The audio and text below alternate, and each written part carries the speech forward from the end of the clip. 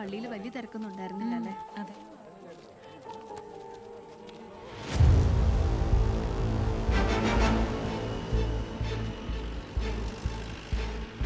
ചേച്ചി, അത് ചേച്ചി അന്വേഷിച്ച് വരുന്നൊന്നുമല്ല. ഇങ്ങനെയാണെന്ന് പേടിക്കല്ലേ?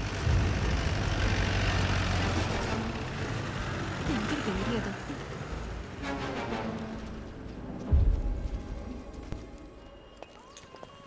ചേട്ടാ ഒരു ചായ. ജോസിനെ ഇങ്ങോട്ടൊന്നും കാണാറില്ല. വീട്ടിൽ നിന്ന് അധികം പുറത്തിറങ്ങാറില്ല.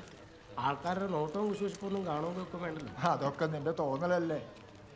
നിനക്കൊരബദ്ധം പറ്റി, അത് കഴിഞ്ഞു. ജീവിതം നീ അങ്ങോട്ട് കിടക്കല്ലേ. നിരാശനായിട്ട് ആത്മഹത്യ ചെയ്യാനൊന്നും പോണില്ല. ഇത്തിരി കാശുണ്ടാക്കണം, എൻ്റെ കുടുംബത്തെ തിരിച്ചു പിടിക്കണം. അത് ഈ നാട്ടിൽ നിന്നാൽ നടക്കുകയില്ല. ഒക്കെ പറഞ്ഞ പോലെ പുറത്തെവിടെയെങ്കിലും പോയി ജോലി കണ്ടുപിടിക്കണം. നല്ല കാര്യം, നന്നായി. പറട്ടേക്ക.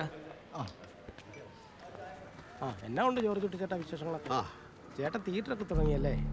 ചേട്ടന്റെ കേസൊക്കെ തീർന്നു. ആ സഹദേവൻ ചേട്ടനെ കൊടുക്കാൻ നോക്കിയതല്ലേ? ജോർജ് കുട്ടി ചേട്ടാ, ഒരു ചായ എടുക്കട്ടെ?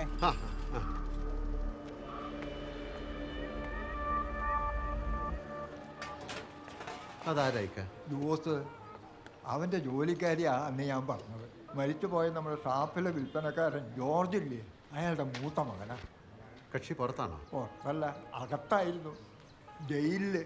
വെറുതെ അല്ലേ അയാള് എന്നോട് ചോദിക്കുക തിയേറ്ററൊക്കെ തുടങ്ങിയത്.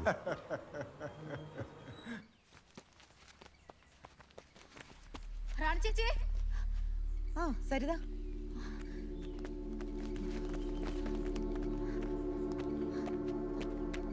എന്തു പറ്റി സരിത?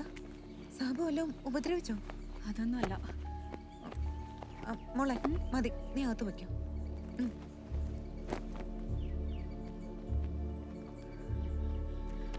എന്താ? ജോർജ് കുട്ടിച്ചേട്ടൻ ആ പയ്യന്റെ ബോഡി സെമിത്തേരിലാണ് കൊണ്ടിട്ടേന്ന് തോന്നുന്നു.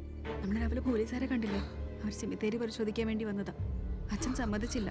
കോടതിയിൽ നിന്ന് പറയാതെ സമ്മതിക്കില്ല എന്ന് പറഞ്ഞ് അവരെ തിരിച്ചു വിട്ടു. മേലവത്തെ ശാന്തി ഇതെന്നോട് പറഞ്ഞത്.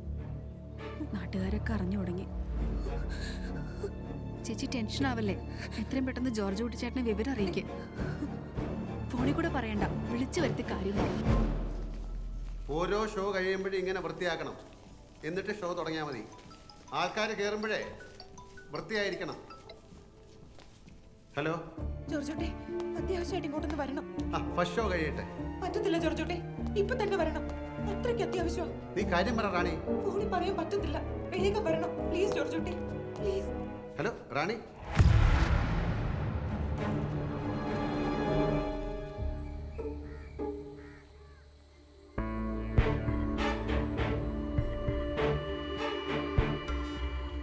അയാൾ ഇതുവരെ വന്നില്ലേ?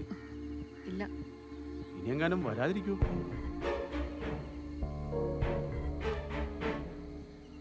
പണി പാളിയോ? നീ പറഞ്ഞത് പുള്ളിക്കാരത്തേക്ക് അങ്ങോട്ട് വിശ്വാസമായിട്ടില്ലേ? പിന്നെ ജോർജ് കുട്ടി രാത്രിയെങ്കിലും വരുമല്ലോ, അപ്പൊ സംസാരിച്ചോളൂ.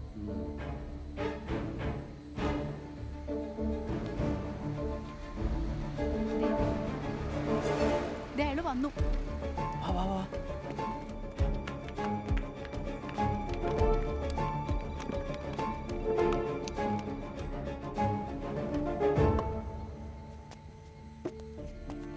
എന്താ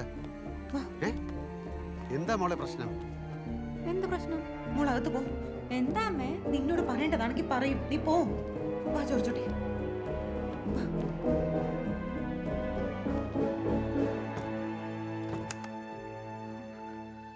നമ്മുടെ സെമിത്തേരിയിലെ കല്ലറകള് പോലീസ് പരിശോധിക്കാൻ പോവോ? നിന്നോട് ആരാ പറഞ്ഞേ? സരിതയുടെ മേലേവത്തെ ശാന്തിയാ പറഞ്ഞത്. ഇവിടെയൊക്കെ ആൾക്കാർ അറിഞ്ഞു തുടങ്ങി.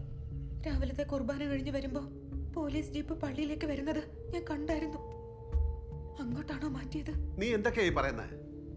ഇതിനാണോ ഈ ബഹളമൊക്കെ വെച്ച്? ജോർജുടയ്ക്ക് പേടി തോന്നുന്നില്ലേ? ഇല്ല. അപ്പൊ അവിടെയല്ല. ഇതിനെ കുറിച്ച് ഈ വീട്ടിൽ സംസാരിക്കാൻ പാടില്ലെന്ന് ഞാൻ പറഞ്ഞു. സംസാരിക്കണം. എനിക്കിനി ഇങ്ങനെ ടെൻഷൻ അടിക്കാൻ വയ്യ. ഫോണിലൂടെ ഞാൻ ഒന്നും പറയാതിരുന്നപ്പോ ഈ നിമിഷം വരെ ജോർജ് കുട്ടി ടെൻഷൻ അടിച്ചില്ലേ? കഴിഞ്ഞ 6 വർഷമായിട്ട് അതാണ് എന്റെ ഈ അവസ്ഥ. ഓരോ തവണയും അവിടെ പോലീസ് വന്നു, ഇവിടെ പോലീസ് വന്നു എന്ന് കേൾക്കുമ്പോ ഞാൻ ഇവിടെ കിടന്ന് ഞെട്ടുവാ. എന്റെ മക്കളാണ് സത്യം, അതവിടെ ജോർജ് കുട്ടി ഞങ്ങളുടെ സുരക്ഷയ്ക്ക് വേണ്ടി ഇതൊക്കെ ചെയ്യുന്നതെന്ന് എനിക്കറിയാം.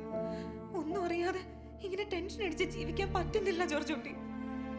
എന്റെ മനസമാധാനത്തിന് വേണ്ടിയെങ്കിലും എന്നോടൊന്ന് പറഞ്ഞൂടെ?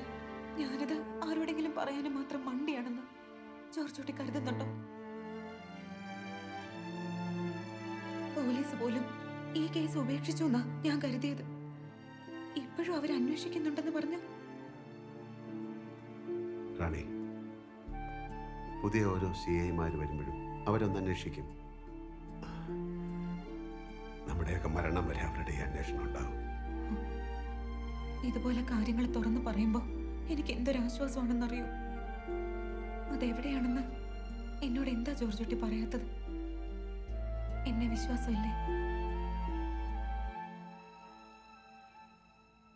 എന്നെ വിശ്വാസമില്ലെങ്കിൽ ജോർജ് കുട്ടി പറയണ്ട.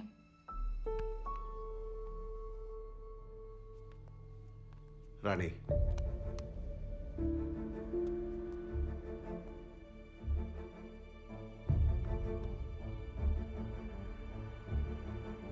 ഈ നിമിഷം വരെ എൻ്റെ മനസ്സരുത് എന്ന് പറഞ്ഞിട്ടുള്ളത് ഞാൻ ചെയ്തു.